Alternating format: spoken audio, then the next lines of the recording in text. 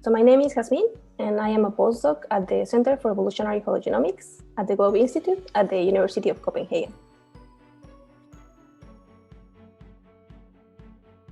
So when I think of hologenomics, I think about intricate networks and interactions.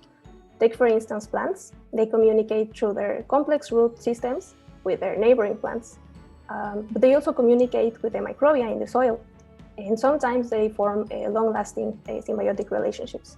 So to me, hologenomics is the study of these networks and interactions between the host and its symbiotic microbia, but from a hologenomic and genomic perspective.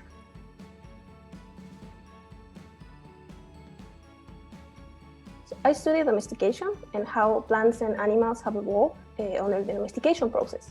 So plants many times rely on their microbiomes and their symbionts for several life-supporting functions, including acquisition of nutrients from the soil, but also protection against stress.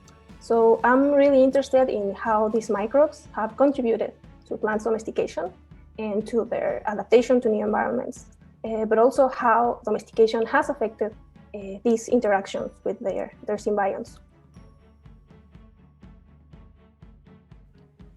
So we are following an integrative approach. So part of what I do is to look for ways to integrate different types of data. So genomic data, transcriptomic data, proteomic data, and other types of omics. Also data from ancient samples. So I believe that using this integrative approach to study such complex systems, like the ones formed by hosts and their microbes, is quite new.